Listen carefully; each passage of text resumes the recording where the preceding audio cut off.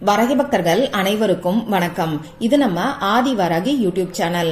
வரகி அன்னையோட அருள் பரிபூரணமா எல்லாருக்குமே கிடைக்கணும்னு மனசார பிரார்த்தனை செஞ்சுக்கிட்டு நாம இந்த பதிவை ஆரம்பிக்கலாம். இன்னைக்கு ஜனவரி மாசம் 20ஆம் தேதி சனிக்கிழமை, தை கிருத்திகை. ரொம்ப சக்தி வாய்ந்த நாள். இப்படிப்பட்ட அற்புதமான நாள்ல நாம கேட்ட வரம் 6 நாட்களுக்குள்ளேயே நமக்கு கிடைக்கிறதுக்கு இன்னைக்கு நைட்டுக்குள்ள இப்ப நான் சொல்ல போறத நீங்க ஒரு முறை எழுதி வச்சாலே போதும்.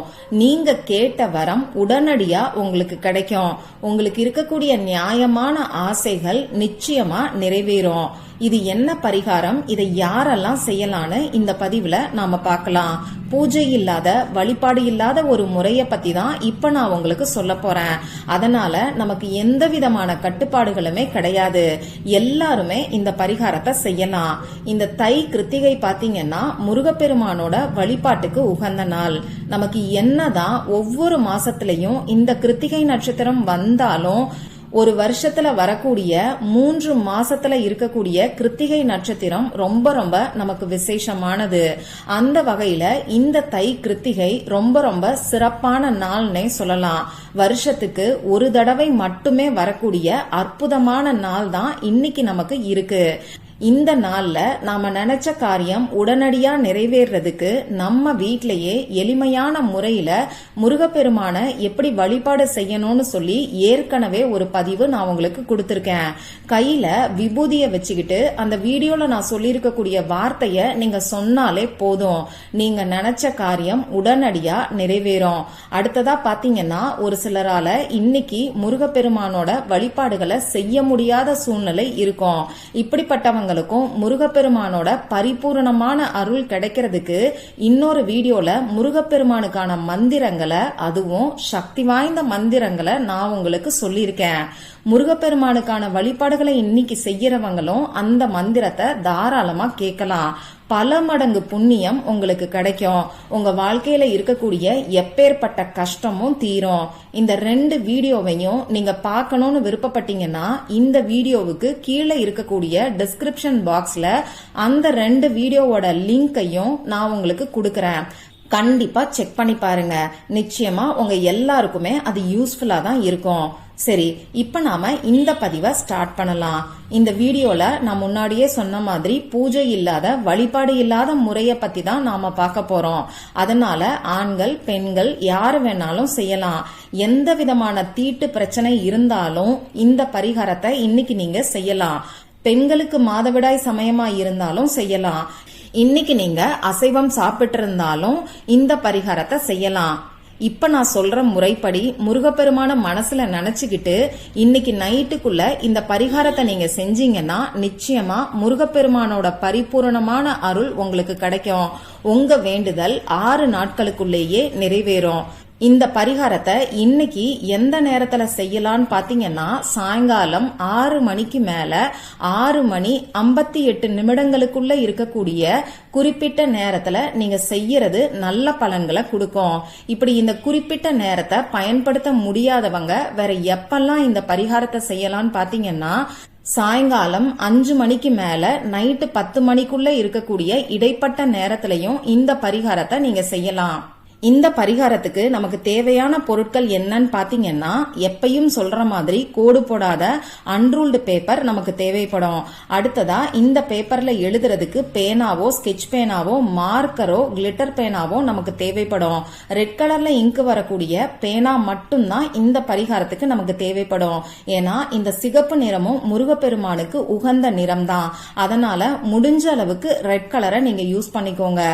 அப்படி இல்லைனா மட்டும் ப்ளூ கலர்ல இங்கு வரக்கூடிய பேனாவையோ, கிரீன் கலர்ல இங்கு வரக்கூடிய பேனாவையோ நீங்க பயன்படுத்திக்கோங்க.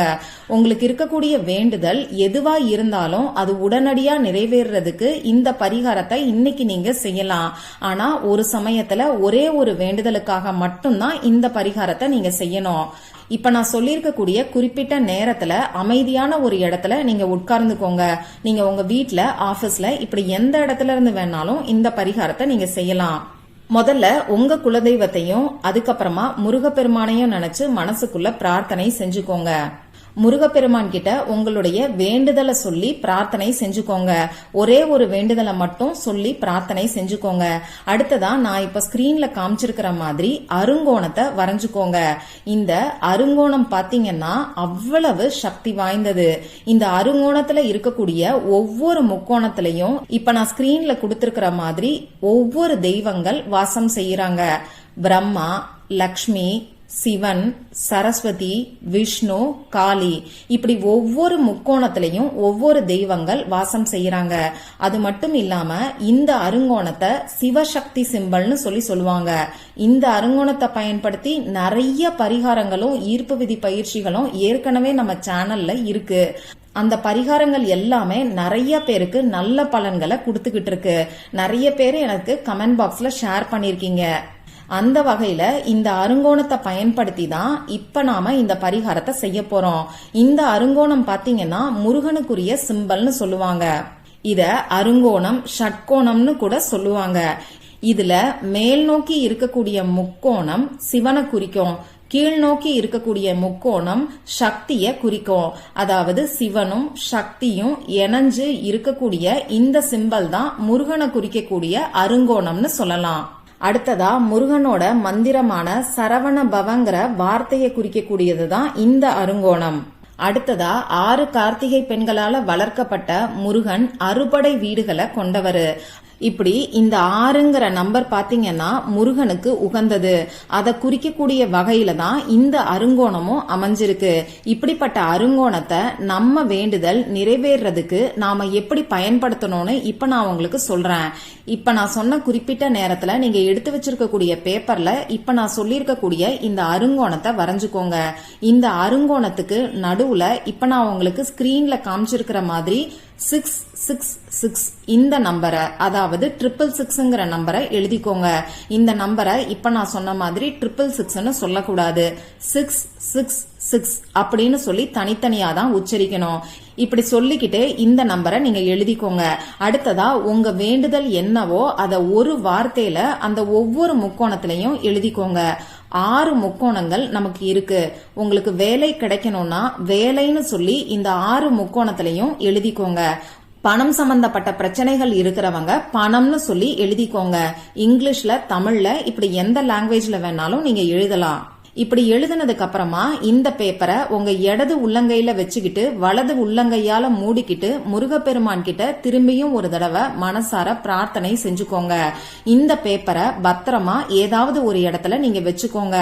அதாவது உங்க வீட்டுல கிச்சன் ஷெல்ஃப்ல கூட நீங்க வச்சுக்கலாம், பீரோலையும் வைக்கலாம், பூஜை அறையிலையும் வச்சுக்கலாம். ஆனா சுத்தமா இருக்கக்கூடிய இடத்துல மட்டும்தான் நீங்க வைக்கணும். எந்த விதமான தூசியும் குப்பையும் இல்லாத இடத்துல வச்சுக்கோங்க. இப்ப இந்த பேப்பரை என்ன பண்ணணும்னு பாத்தீங்கன்னா, இந்த பேப்பர்ல நீங்க எழுதி வச்சிருக்கக்கூடிய வேண்டுதல் நிறைவேறினதுக்கு அப்புறமா இந்த பேப்பரை எடுத்து எரிச்சிருங்க. அப்படி இல்லைன்னா ஏதாவது ஒரு மரத்துக்கு அடியிலையோ செடிக்கடியிலையோ இருக்கக்கூடிய மண்ணுல நீங்க புதைச்சு வச்சிருங்க. இந்த பேப்பரை நீங்க எரிக்கிறீங்கன்னா எரிச்சதுக்கு அப்புறமா வரக்கூடிய சாம்பலை உங்க வீட்டுக்கு வெளியில வந்து ஊதி விட்டுட்டு உங்க வேண்டுதல் நிறைவேறினதுக்கு இந்த பிரபஞ்சத்துக்கும் முருகப்பெருமானுக்கும் நன்றியை சொல்லிட்டு அந்த சாம்பலை ஊதி விட்டுருங்க. இவ்வளவுதான் நீங்க செய்ய வேண்டியது. ரொம்ப ரொம்ப எளிமையா எல்லாரும் செய்யக்கூடிய வகையில இருக்கக்கூடிய பரிகாரத்தை தான் இப்ப நான் உங்களுக்கு சொல்லியிருக்கேன்.